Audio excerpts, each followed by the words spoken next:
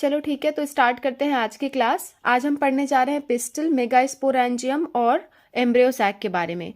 हिंदी में कहूँ तो स्त्री केसर, गुरु बीजाणुधानी और भ्रूण केश के बारे में, भ्रूण कोश के बारे में। ठीक है, ये आपके एनसीईआरटी 2.2 में दे रखा है, उसको आप जाके देख भी सकते हो। पर खैर मैं आपको सारी बातें कवर करा दूंगी, आप नहीं भी देखोगे तो भी काम चल जाएगा। ओके, तो देखो इसके पहले हमने क्या देखा था, हमने मेल पार्ट के बारे में हम पढ़ रहे थे, है ना, मेल रिप्रोडक्टिव पार्ट के बारे में पढ़ रहे थे। इससे पहले एक बार मैं आपको याद दिला देती हूँ, हमने क्या किया था पिछली क्लासेस में। हमने अभी तक क्या कर लिया है, हमने पॉलन ग्रेन से, पॉलन ग्रेन यानी पराग कण से हमने क्या बना लिया है, हमने मेल गैमेट बना लिया था। ठीक है, मेल गैमेट हमने बना लिया था। अब हमें क्या बनाना है, अब हमें फीमेल गैमेट बनाना है, फीमेल गैमेट बनाना है। ठीक है, तो मेल गैमेट हमने कैसे बनाया था, पहले उसका जो उसका स्टेमेन होता है, उसका स्टेमेन देखा था, यानी पुंकेसर देखा था। स्टेमेन के ऊपरी वाला भाग को, जो फूला हुआ भाग है, उसको हम एंथर कहते थे, यानी परागकोश कहते थे इसे। ठीक है, इसके अंदर ही क्या बनते थे, परागकण बनते थे। उसके बनने की पूरी प्रक्रिया हमने देख ली थी। अगर आपने वो लेक्चर मिस किया है तो आप जाके बिल्कुल देख सकते हो, डिस्क्रिप्शन में भी आपको लिंक मिल जाएगा और ऊपर आई बटन पे भी आपको लिंक मिल जाएगा। ओके, तो इतनी बातें हमने कर ली थी, मेल गैमेट हमने बना लिया है। अब हमें क्या करना है, हमें फीमेल गैमेट बनाना है। कैसे बनाएंगे, उसको बनाने से पहले पहले फीमेल का सारा रिप्रोडक्टिव पार्ट हमने देखना पड़ेगा। फ्लावर के अंदर जो फीमेल का रिप्रोडक्टिव पार्ट है वो हमें देखना पड़ेगा, तभी हम फीमेल गैमेट अच्छे से बना पाएंगे। ओके, तो जैसे मैंने पहले एंथर आपको पूरा समझाया था, ठीक है, पूरा स्टेमेन समझाया था, उसी तरह से पहले मैं फीमेल रिप्रोडक्टिव पार्ट समझाऊंगी, उसके बाद लास्ट में आपको फीमेल गैमेट बना के दिखा दूंगी। फिर हमारे दोनों बन जाएंगे, तो उन दोनों को हम मिलाएंगे और उस मिलाने की प्रोसेस को हम कहेंगे फर्टिलाइजेशन। ठीक है, ठीक है, तो यहां तक हमें पहुंचना है, तो उससे पहले हमें क्या करना पड़ेगा, फीमेल गैमेट बनाना पड़ेगा। तो चलो स्टार्ट करते हैं। फीमेल गैमेट बनाने से पहले फीमेल का पार्ट पढ़ते हैं। ठीक है, तो याद करो मैंने आपको फ्लावर बताया था, एक बार और ये पेज लेते हैं। मैंने आपको फ्लावर बताया था, फ्लावर में मैंने कुछ इस तरह का स्ट्रक्चर बताया था। ठीक है, ऐसा कुछ स्ट्रक्चर बीच में मैंने बनाया था। फिर मैंने बनाया था यहाँ पे स्टेमेन बनाए थे। ठीक है, उसके बाद मैंने फ्लावर वाला पार्ट बनाया था, उसके बाद मैंने ऐसे कोरोरा बनाया था। ठीक है, और नीचे फिर मैंने कैलिक्स बनाया था। ग्रीन पेन लेने दो मुझे। नीचे फिर मैंने ऐसे कैलिक्स बनाया था और उसके बाद थैलेमस बना के ऐसे मैंने बना दिया था। ऐसे कुछ मैंने फ्लावर आपको बना के दिखाया था। तो ये जो आपका ब्लू कलर का पार्ट है ना, ये वाला, इसी को हम कहते थे स्टेमेन, जो कि आपका ये वाला भाग है, और इसके बारे में हम पूरी तरह से पढ़ चुके हैं। आज हमें ये पढ़ना है, जो ब्लैक कलर को आपको दिख रहा है ये वाला पार्ट, इस वाले पार्ट को हमें आज पढ़ना है, क्योंकि यही आपका फीमेल वाला पार्ट है, ये सेंटर वाला। ठीक है, ये बाहरी पार्ट के कुछ खास काम नहीं है, हमें उससे मतलब नहीं है, हमें बस मेल वाले पार्ट से मतलब था और फीमेल वाले पार्ट से मतलब है। तो अब फीमेल वाला पार्ट हम पढ़ने जा रहे हैं, तो मैं इतने का डायग्राम आपको बना के दिखाऊंगी। ठीक है, थोड़ा बहुत बेस के लिए हो सकता है मैं ये भी बना दूं, लेकिन मेनली मैं इतना पार्ट आपको बना के समझाऊंगी। चलो देखो स्टार्ट करते हैं। देखो अभी अभी जो हमने ऐसा वाला पार्ट देखा था ना, इसको मैं थोड़ा बड़ा करके आपको बना के दिखाऊंगी। देखो मेरे साथ साथ आप भी ड्रॉ कर लिया करो। ठीक है,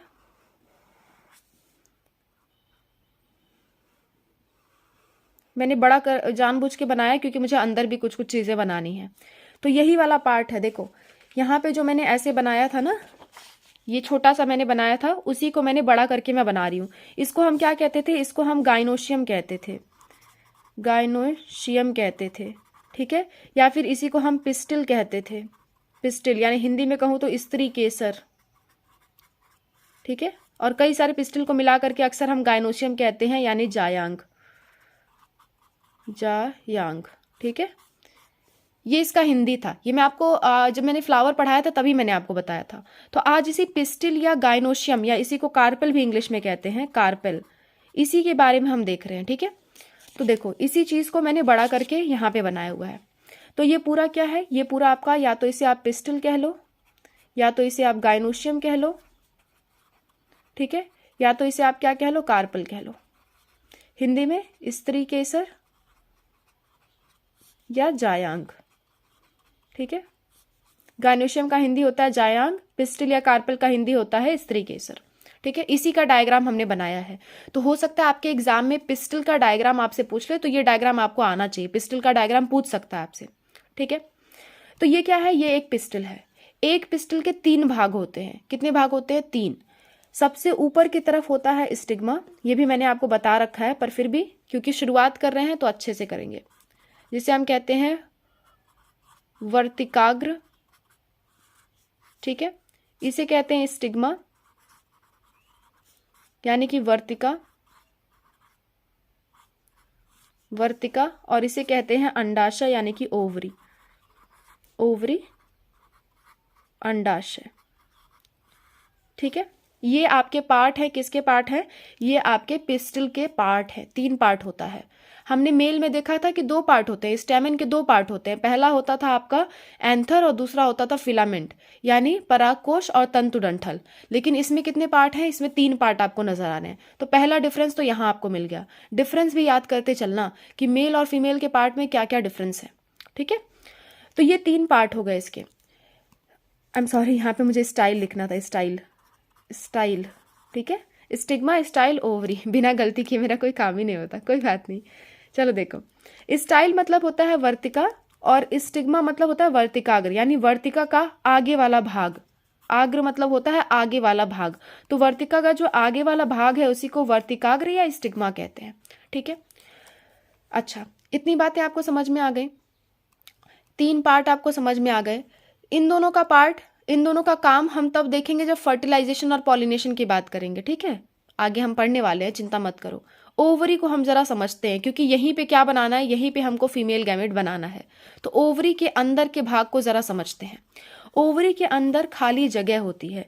जैसे याद करो, मैंने आपको पॉलन ग्रेन के अंदर बताया था, जैसे मान लो ये एंथर था ना, एंथर के अंदर मैंने बताया था ऐसे ऐसे कुछ होता है, इसके अंदर कुछ खाली जगह होती है जहाँ पे क्या भरा होता है? स्पोरोजिनस टिश्यू भरा होता है, स्पोरोजिनस टिश्यू भरा होता है, ऐसा मैंने आपको बताया था। उस खाली जगह का नाम मैंने दे दिया था माइक्रोस्पोरेंजियम, स्पोरेंजियम, क्योंकि वो क्या बनाने वाली थी? माइक्रोस्पोर बनाने वाली थी, यानी लघु बीजाणुधानी कहते थे क्योंकि वो लघु बीजाणु बनाने वाली थी। यहाँ हमें क्या बनाना है? यहाँ हमें बनाना है मेगास्पोर यानी गुरु बीजाणु बनाना है, जो कि साइज में थोड़ा सा बड़ा होगा। ठीक है, तो इसीलिए जो ओवरी के अंदर जो कोशिकाएं होंगी ना, ओवरी के अंदर जो कोशिकाएं होंगी, इसके किनारे किनारे ऐसे बहुत सारी कोशिकाएं होंगी। ठीक है, बहुत सारी कोशिकाएं होंगी और अंदर की खाली जगह होगी। तो इन कोशिकाओं और इन खाली जगह को हम कहते हैं, इस खाली जगह को हम कहते हैं ओवेरियन कैविटी,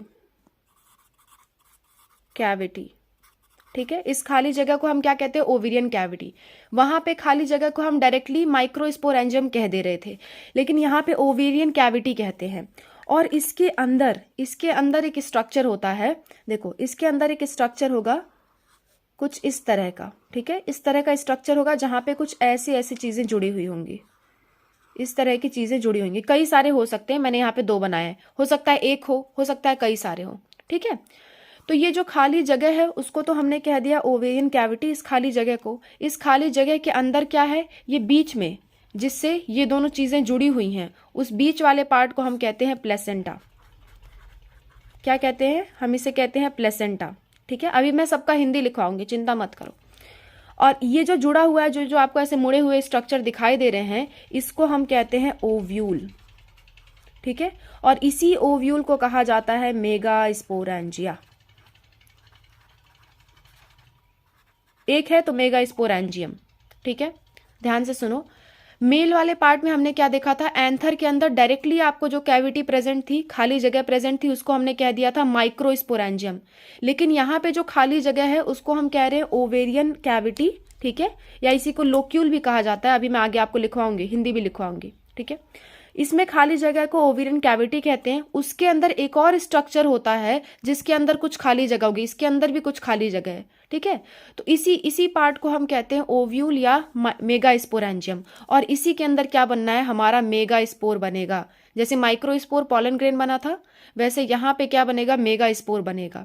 कैसे बनेगा अभी हम आगे देखेंगे, चिंता मत करो।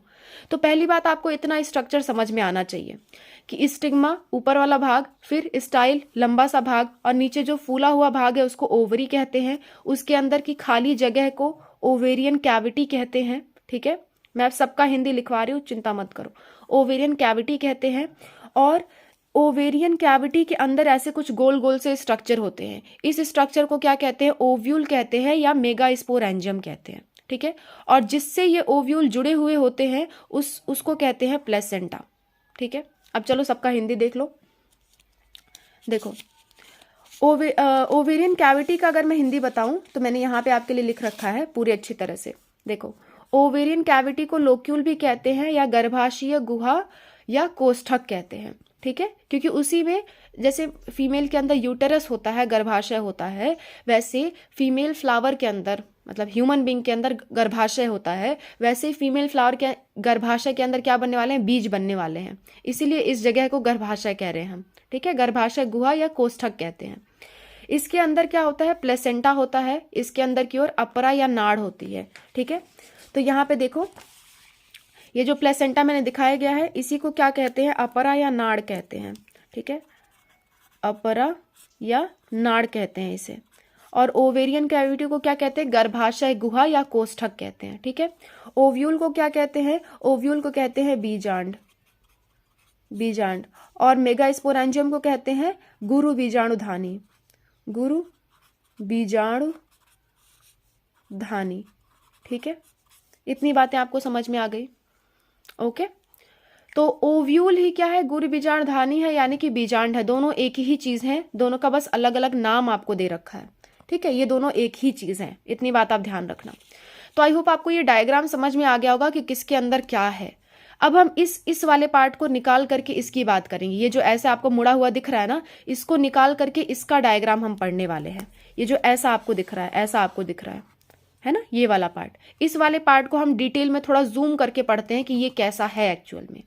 ठीक है, अच्छा, एक और बात, उससे पहले कुछ और बातें हम पढ़ लेते हैं। इसको अभी थोड़ा सा आगे की तरफ शिफ्ट करते हैं, अभी थोड़ी देर बाद इसको हम देखेंगे। तब तक कुछ और बातें हम ओवरी के बारे में देख लेते हैं, इस पूरे पिस्टल के बारे में देख लेते हैं। ठीक है, कई सारे ऐसे फ्लावर होते हैं जिसमें ये एक ही पिस्टल प्रेजेंट होता है। जैसे मैंने आपको यहाँ एक फूल बना के दिखाया है, यहाँ पे एक ही प्रेजेंट है, एक ही है। हो सकता है एक से ज्यादा हो, किसी किसी फूल में एक से ज्यादा भी हो सकता है। ठीक है, एक से ज्यादा होगा तो आपस में वो चिपके हुए हैं कि अलग अलग हैं। इस बेसिस पे ये पिस्टिल को, यानी कि स्त्री केसर को अलग अलग भागों में बांटा गया है। उसके बारे में थोड़ा पढ़ लेते हैं, फिर ओव्यूल पे आएंगे। ठीक है, देखो, अगर किसी फूल के अंदर एक ही स्त्री केसर हो, यानी वन पिस्टिल हो, तो उसे हम कहते हैं मोनोकार्पेलरी या एकांडपी। ठीक है, अगर किसी में एक से ज्यादा स्त्री केसर हो, एक से ज्यादा पिस्टिल हो, तो उसे हम कहते हैं बहुअंडपी। एक फूल में एक से ज्यादा पिस्टिल है तो बहुअंडपी कहते हैं उसे। ठीक है, इस एक स्त्री केसर का एग्जाम्पल है आपका हिबिस्कस। गुड़हल का फूल आपने देखा होगा, उसमें एक लंबी सी ऐसे डंठल जैसी होती है, एक ही स्त्री केसर होता है। देख लो, फूल मैं आपको स्क्रीन पे दिखा रही हूँ, गुड़हल का फूल है। ठीक है, आपने ये देख लिया। अब आपके एनसीईआरटी में जो बीच में इसकी आपको ये उभरा हुआ भाग दिख रहा है ना, ऐसे पतला सा निकला हुआ भाग दिख रहा है, वही क्या? स्त्री केसर है। अब देखो, ये एनसीईआरटी का डायग्राम में स्त्री केसर ऐसा दे रखा है आपको। ठीक है, तो ये क्या है? उसी गुड़हल के फूल का स्त्री केसर है। तो देखो, इसमें एक ही नजर आ रहा है। ये जो एक लंबा सा आपको दिख रहा है ना, वो कुछ नहीं, बस अभी जो हमने डायग्राम बनाया वही है। बस उसमें छोटा करके दिखाया, पतला करके दिखाया, हमने थोड़ा मोटा बना दिया था। ओके, तो ये बात हो गई आपके मोनोकार्पेलरी की। ज्यादातर फूलों में एक ही होता है, यानी कि एक ही पिस्टिल होता है ज्यादातर फूलों में, लेकिन कुछ कुछ फूलों में एक से ज्यादा भी हो सकता है। उसको हम कहते हैं बहुअंडपी। बहुअंडपी अब दो प्रकार के हो सकते हैं, या तो एक से ज्यादा तो वो आपस में ऐसे जुड़े रहे, या तो अलग अलग रहे, है ना, मिलजुल के रहे, इकट्ठे रहे, या तो अलग अलग रहे।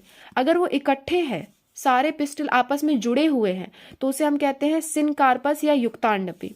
इसका एग्जाम्पल है आपका पैपेवर का स्त्री केसर, यानी पिस्टल ऑफ पैपेवर।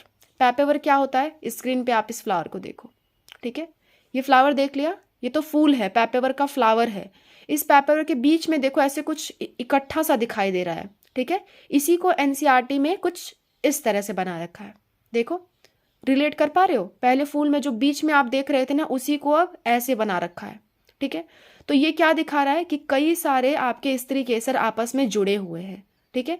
उसी जुड़ी हुए को हम कहते हैं युक्ता अंडपी, यानी पिस्टिल ऑफ पैपेवर। पैपेवर एक फ्लावर है जो अभी आपने देखा था, और उसके अंदर क्या होता है, पिस्टिल जुड़े हुए होती हैं, कई सारी होती हैं पर आपस में जुड़ी हुई होती हैं, ठीक है। दूसरा है आपका एपोकार्पस, यानी कि पिस्टल्स आर नॉट फ्यूज, स्त्री केसर आपस में जुड़ी नहीं हुई हैं, अलग अलग हैं। जैसे देखो माइकेलिया दिख रहा है स्क्रीन पे, इसमें बीच में देखो सब थोड़ा थोड़ा अलग अलग आपको नजर आ रहा है, ठीक है। वो अलग अलग क्या है, एक एक पिस्टिल है, एक अलग अलग पिस्टिल है, जिसको आपके एनसीईआरटी में कुछ इस तरह से बना रखा है, सिर्फ पिस्टिल वाला पार्ट निकाल के। समझ में आ रहा है आपको, एनसीईआरटी के डायग्राम अब क्लियर हो रहे होंगे, है ना। तो इसको इसको क्या कहते हैं, इस फ्लावर को माइकेलिया कहते हैं, या हिंदी में इसी को चंपा कहा जाता है। तो चंपा का फूल आपने देख लिया है ना, चंपा चमेली जानते होगे। तो चमेली की बात नहीं कर रहे, जैस्मिन की बात नहीं कर रहे, चंपा यानी कि माइकेलिया की बात कर रहे हैं। ओके, तो माइकेलिया यानी कि चंपा का फूल। अब कोई भी आपसे पूछे चंपा का भी देखा है तो कहना हाँ देखा है, मैम ने दिखाया था। ओके, चलो ठीक है। तो ये आपके हो गया पिस्टिल के बारे में। इतनी चीजें आप लिख लेना, आपसे पूछा जाता है कि सिनकार्पस किस में मिलता है, तो आपको पता होना चाहिए पैपेवर के फ्लावर में। एपोकार्पस किस में मिलता है, माइकेलिया या चंपा के फ्लावर में, ठीक है। ये बात तो हो गई। अब आगे बढ़ते हैं, आते हैं अपने उस ओवेरियन कैविटी के बारे में। देखो, ओवेरियन कैविटी को हम लोक्यूल कहते हैं, ये बात भी आप लिख लो। और इसके अंदर क्या होता है, अपरा या नाड़ यानी कि प्लेसेंटा होती है, ठीक है। गर्भाशय गुहा के अंदर क्या होती है, प्लेसेंटा होती है, ठीक है। तो अभी जब मैंने आपको बताया था कि अब हम इसके बारे में पढ़ने वाले हैं, ये पार्ट जो ओव्यूल है आपका, बीजांड है, उसको निकाल करके अब हम अलग से इसको पढ़ने वाले हैं, ठीक है। उससे पहले आप ये जान लो कि एक अंडाशय में, एक ओवरी में हो सकता है एक से ज्यादा ओव्यूल हो सकता है एक ही ओव्यूल हो, ठीक है। एग्जाम्पल कुछ आपको याद रखने हैं। एक से ज्यादा ओव्यूल, एक ही ओव्यूल होते हैं व्हीट, पैडी और मैंगो में। साधारण सी बात याद रखो, ओव्यूल बाद में चल के क्या बनाता है, बीज। जिन फलों में एक ही बीज आपको नजर आ रहा है, यानी कि उसमें क्या होगा, एक ही ओव्यूल होगा। आम खाते हो तो आम में एक से ज्यादा बीज होते हैं क्या, नहीं, एक ही होता है ना।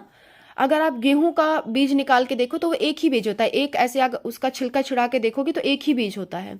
आप धान देखोगे तो एक धान में एक ही आपका चावल होता है, एक से ज्यादा नहीं होता।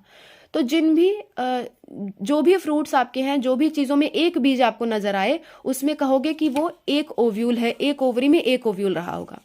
लेकिन अगर आपको एक फ्रूट में कई सारे बीज नजर आए, जैसे कि पपीता की बात करूं, पपीता काटते हो तो कई सारे बीज आपको दिखते हैं। तरबूज काटते हो तो कई सारे बीज दिखते हैं। ऑर्किड एक फ्लावर है, उसमें भी कई सारे बीज बनते हैं। तो उसमें हम मानते हैं कि एक ओवरी में कई सारे ओव्यूल रहे होंगे, जिनसे आगे चल करके कई सारे बीज बन गए। तो याद रखने का साधारण सा तरीका कि जिस भी फल में, जिस भी चीज में आपको एक में एक ही सीड नजर आए, तो उसे आप कहोगे एक ओव्यूल रहा होगा एक ओवरी में। अगर एक से ज्यादा नजर आए तो आप कहोगे कई सारे ओव्यूल हैं एक ही ओवरी में। जैसे पपीता में कई सारे बीज हैं, तो उसमें क्या है, मेनी ओव्यूल रहे होंगे, क्योंकि ओव्यूल से ही क्या बनता है, सीड या बीज बनता है, ठीक है। तो एक बार के लिए आप एग्जाम्पल कुछ देख लो, बाकी आपको इसे याद करने की जरूरत नहीं है, आप अपनी बुद्धि से इसे कर सकते हो, है ना। ठीक है, अब आते हैं स्ट्रक्चर वाले पार्ट पे। ओव्यूल दिखता कैसा है इस बारे में हम समझते हैं। ओके, तो चलो स्टार्ट करते हैं। इस पार्ट को मैं थोड़ा सा बड़ा करके बनाने जा रही हूँ, और मैं कुछ इस तरह से आपको बना के दिखाऊंगी, ठीक है। इस तरह से ऐसा कुछ मैं आपको बना के दिखाऊंगी, या ऐसा भी बना सकती हूँ मैं, है ना, मेरी मर्जी, है ना। आपके एनसीईआरटी में कुछ इस तरह से बना के दिखाया हुआ है, इसी चीज को आप बड़ा करके मैं बनाने जा रही हूँ। देखना मेरे साथ साथ आप बनाना। ये डायग्राम आपसे पूछा जाता है। इस पूरे चैप्टर में 2 डायग्राम आप बहुत अच्छे से ध्यान रखोगे। एक जो मैं अभी बनाने जा रही हूँ, और दूसरा फूल का चित्र, फ्लावर का डायग्राम, ठीक है, जो मैंने आपको शायद सेकेंड लेक्चर में पढ़ाया था, ठीक है। तो एक ये one of the most important diagram है, बहुत अच्छे से तैयार करके रखोगे। ओव्यूल का डायग्राम, या फिर आप इसे हिंदी में कह सकते हो बीजांड का डायग्राम, ठीक है। इसका डायग्राम बड़ा सा बनाओगे, अच्छे से बनाओगे। देखो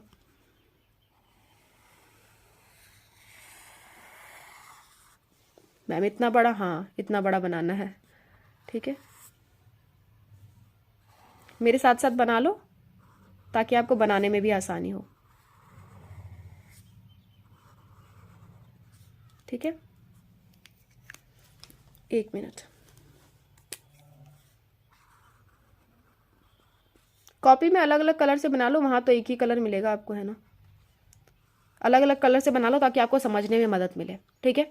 तो ये आपका ओव्यूल का डायग्राम है। अब इसमें क्या है, देखो इसमें ये वाला भाग जो प्लेसेंटा से जुड़ा हुआ था, याद है, देखो ये वाला भाग, ये वाला भाग, ये वाला भाग, यही भाग क्या है, प्लेसेंटा से जुड़ा हुआ है, ठीक है, अपरा या नाड़ से जुड़ा हुआ है। तो इस भाग को, जो लंबा सा भाग है जो प्लेसेंटा से जुड़ा हुआ है, उस भाग को हम कहते हैं फ्यूनिकल। यहाँ पे लिख रही हूँ फ्यूनिकल, ठीक है, जिसे हिंदी में फनिकल भी कहते हैं। ओके, हिंदी में भी एक ही बात है, फ्यूनिकल या फनिकल कहते हैं, ठीक है। आई होप आपको दिख रहा होगा, मैं ब्लैक कलर से लिख देती हूँ, फ्यूनिकल, ठीक है। ये आपका फ्यूनिकल है। जो भाग प्लेसेंटा से जुड़ा हो, यानी अपरा या नाड़ से जुड़ा हो, उस भाग को हम क्या कहते हैं, फ्यूनिकल कहते हैं। आप एक एक लाइन में चाहो तो जैसे मैं बता रही हूँ वैसे लिखा भी करो, है ना। अब हर चीज तो नहीं लिखवा सकते ना, तो आप, मैं जो बताती हूँ आप लिख भी लिया करो। ये फ्यूनिकल जहां पे इस भाग से जुड़ी हुई है, ये वाला भाग, ठीक है, ये पूरा का पूरा भाग, ये पूरा का पूरा भाग जहां से ये फ्यूनिकल किससे जुड़ी है, इस पूरे ओव्यूल से जुड़ी हुई है, इस भाग को हम कहते हैं हाइलम। इस भाग को क्या कहते हैं, हाइलम, ठीक है। इस भाग को हम क्या कहते हैं, हाइलम कहते हैं।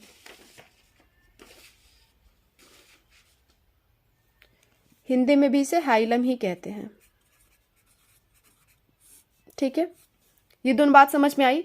वह भाग जो आपके प्लेसेंटा यानी अपरा या नाड़ से जुड़ा हुआ हो, उसे कहते हैं फ्यूनिकल। जो भाग, इसी फ्यूनिकल का वह भाग जो इस पूरे ओव्यूल से जुड़ा हुआ है, उस भाग को हम क्या कहते हैं, हाइलम कहते हैं, ठीक है। ये कोई निश्चित भाग नहीं है, छोटा भी हो सकता है, बड़ा भी हो सकता है, जहां भी जोड़ हो उसी को क्या कहते हैं, हाइलम कहते हैं, ठीक है।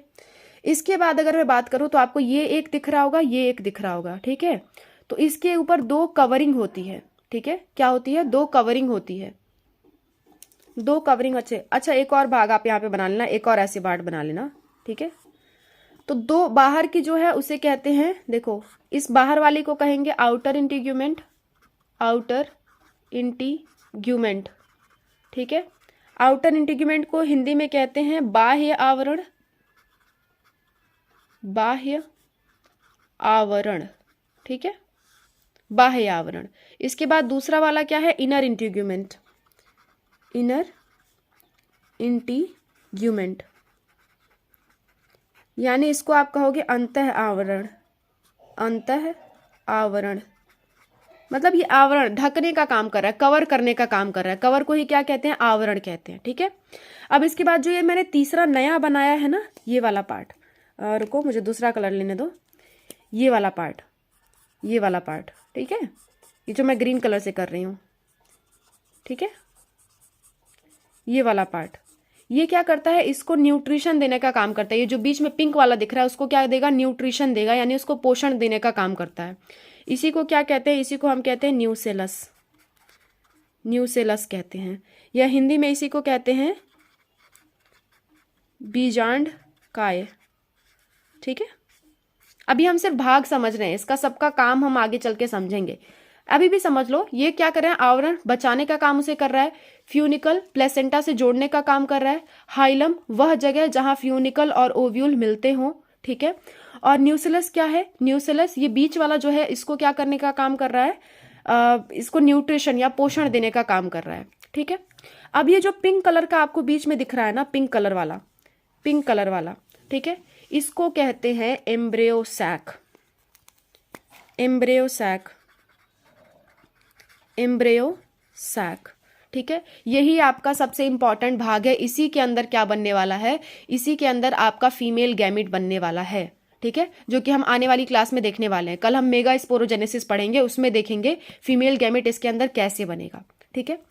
इसमें क्या होता है, ये वाला जो खाली भाग यहाँ पे, जहाँ पे इंटीग्यूमेंट नहीं है, देखो यहाँ पे ये कुछ खाली जगह है ना, इस खाली जगह को हम कहते हैं माइक्रोपाइल, माइक्रोपाइल, ठीक है, माइक्रोपाइल, या इसी को हिंदी में कहा जाता है बीजांड द्वार, बीजांड द्वार, ठीक है, यानी जो बीजाणु है उसका द्वार है, यहाँ पे ये खुला हुआ पार्ट है, ठीक है। ये याद रखना, ये यहाँ पे खुला होता है, इसका उपयोग अभी मैं बाद में आपको बताऊंगी, ठीक है, जैसे जैसे चैप्टर में आगे पढ़ेंगे इसका उपयोग आपको नजर आएगा, ठीक है। तो आप ये याद रखना कि माइक्रोपाइल वो खुला हुआ भाग जहाँ पे आउटर और इनर इंटीग्यूमेंट यानी बाह्य आवरण और अंतः आवरण ना हो, उस भाग को हम कहते हैं, उस भाग को हम माइक्रोपाइल कहते हैं। ठीक है। न्यूक्लियस हो सकता है यहाँ तक हो भी सकता है, नहीं भी हो सकता है। ठीक है। न्यूक्लियस ये जो हरा वाला भाग दिख रहा है हो सकता है यहाँ तक हो, लेकिन आवरण कभी भी यहाँ तक नहीं होंगे। ठीक है।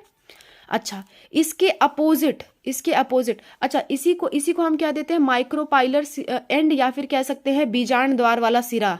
यह एक सिरा है, यह दूसरा सिरा है। ठीक है। जैसे मान लो मैं कहूँ कि ये आपके बैक साइड का सिरा है, ये आपके फ्रंट साइड का सिरा है मार्कर का, है ना। ये फ्रंट साइड है, ये बैक साइड है, तो कोई एक हम इंडिकेशन दे देते हैं ना, वैसे ही यहाँ पे भी दे रहे हैं कि ये आपका बीजांड द्वार वाला सिरा है, और इसके जस्ट अपोजिट जो सिरा होता है उसको हम कहते हैं चलाजल एंड।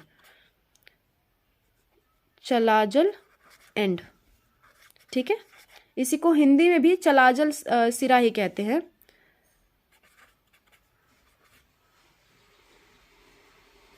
कैलाजल सिरा। ठीक है। या इसी को हिंदी में एक और नाम दिया जाता है, नाभिकीय सिरा।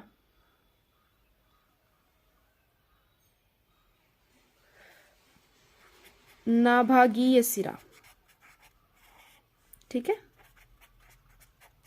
चलो, तो आपको ये पूरी चीजें समझ में आ गई होंगी। एक होता है माइक्रोपाइलर एंड, जहां पे ये खुला हुआ हो, इसके जस्ट अपोजिट साइड को हम कहते हैं चलाजल एंड। ठीक है। या नाभिकीय सिरा। ये जो ओव्यूल है ना, इसके अंदर टोटल 7 कोशिकाएं पाई जाती हैं। देखो, 3 कोशिकाएं ऊपर की तरफ, ठीक है, और ऐसी ही 3 कोशिकाएं नीचे की तरफ थोड़ी सी अलग होती हैं। ये बीच में एक अलग कलर कर रही हूं मैं, याद रखना है इस पार्ट को। ठीक है। ये तीनों ऊपर की तरफ और ये 3 नीचे की तरफ, और बीच में 2 क्या होते हैं, 2 न्यूक्लियस होते हैं। इसके बारे में हम कल की क्लास में बहुत डिटेल में बात करेंगे, चिंता मत करो। ठीक है। बस इतना पार्ट आपको याद रखना है और बना के याद रखना है। ठीक है। ये पूरा आपको एक एक चीज का नाम आपको अच्छे से याद होना चाहिए। ये एग्जाम में इसका डायग्राम पूछा जाता है, तो आप इसके डायग्राम को अच्छे से याद कर लेना। ठीक है। कल हम ये पूरा पार्ट, ये जो पिंक वाला पार्ट है, इसको भ्रूण कोश कहते हैं या एम्ब्रियो सैक कहते हैं। मैं हिंदी में लिख देती हूँ, इसी को भ्रूण कोश कहा जाता है। भ्रूण कोश कहा जाता है। ठीक है। भ्रूण कोश या एम्ब्रियो सैक कहा जाता है। तो इसके बारे में कल की क्लास में हम डिटेल में पढ़ेंगे, और डिटेल में पढ़ेंगे मेगा स्पोरोजेनेसिस के बारे में। ठीक है। ठीक है। तो कल की क्लास में हमें यही पढ़ना है। आई होप आपको आज की क्लास समझ में आई होगी, पूरा फीमेल पार्ट आपको समझ में आ गया होगा। कल के क्लास में हमारा फीमेल पार्ट भी खत्म हो जाएगा, उसके बाद हम उन दोनों की मिलाने की प्रक्रिया शुरू करेंगे। ठीक है। तो आज की क्लास में बस इतना ही। ये डायग्राम बार बार कह रही हूँ, अच्छे से प्रैक्टिस कर लेना। ठीक है। तो चलो ठीक है, आज की क्लास में बस इतना ही। ऑल द बेस्ट, अच्छे से प्रिपरेशन करो आप, है ना। मिलते हैं नेक्स्ट क्लास में।